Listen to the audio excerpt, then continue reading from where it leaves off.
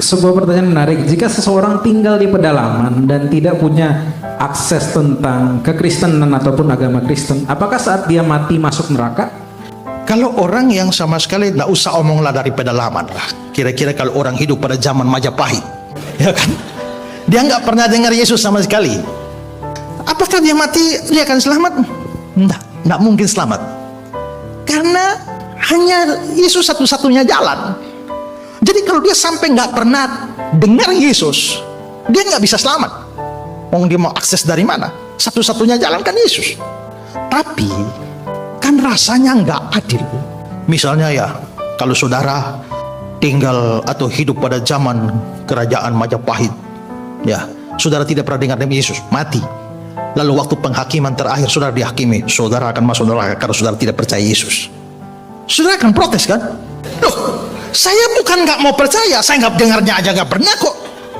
Maka orang yang tak pernah dengar Yesus, dia tetap tidak selamat. Tapi kalau dihakimi dengan standar iman pada Yesus, itu tidak adil.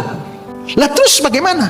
Maka orang tidak percaya Yesus, tidak pernah dengar Yesus, dia akan dihakimi, tapi bukan atas dasar respon dia pada Yesus, tapi dia akan dihakimi berdasarkan hukum hati nurani yang dibahas dalam Roma pasal 1 dan Roma pasal 2. Maksudnya begini, bukankah Tuhan menurut Paulus di Roma 1 Roma 2, Tuhan telah menulis hukum 10 hukum itu di dalam batin kita?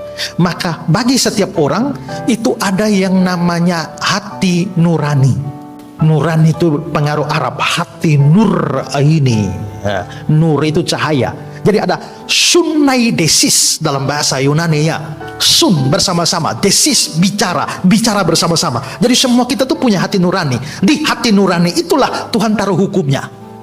Makanya kita bisa lihat bahwa kenapa kalau satu kali kita mau mencuri kan ada suara tuh ya. Saya dulu, saudara, pernah pergi ke satu toko. Lalu saya lihat pulpen bagus.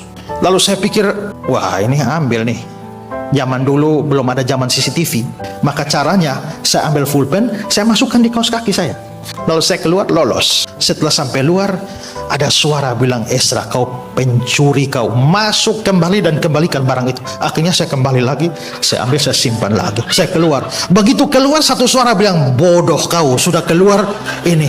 Memangnya itu toko bangkrut kalau kamu ambil satu pulpen. Kembali, ambil. Saya kembali lagi. Lalu ambil lagi. Setelah itu saya keluar lagi. Ezra, biarpun tidak bangkrut, kamu tidak boleh mencuri. Kembali. Dan saya kembali lagi. Hari itu saya seperti orang gila. Suara apa itu yang ngomong itu? Satu suara setan pasti. Tapi satu suara hati nurani.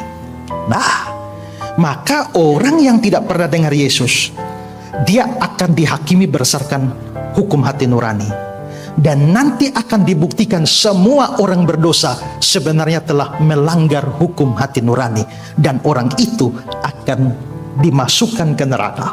Bukan karena dia menolak Yesus, tapi karena dia melawan semua hukum hati nuraninya. Dia menjadi orang berdosa. Jadi yang bikin masuk neraka apa? Karena dosa. Bukan karena dia tolak Yesus. Tapi kalau saudara dapat kesempatan dengar Yesus tapi masih tolak, hukum yang kedua ini yang berlaku itu. Ya. Wah, kalau begitu mending hidup di zaman Majapahit ya? Tidak. Ya, pokoknya orang hidup zaman apa saja, dia harus percaya Yesus. Ada orang tanya, Pak, bagaimana dengan orang-orang perjanjian lama yang sudah mati Yesus belum lahir? Kalau Yesus satu-satunya jalan, bagaimana dengan Abraham? Bagaimana dengan Ishak, Yakub? Apakah mereka selamat? Yesus belum lahir. Apakah mereka bisa selamat tanpa Yesus? Tidak bisa. Mereka harus percaya Yesus. Tapi bedanya apa? Mereka kan sudah ada nubuat tentang Yesus. Maka Abraham, Ishak, Yakub, Musa dan lain harus beriman kepada Yesus yang akan datang. Sementara kita di sini harus beriman kepada Yesus yang sudah datang.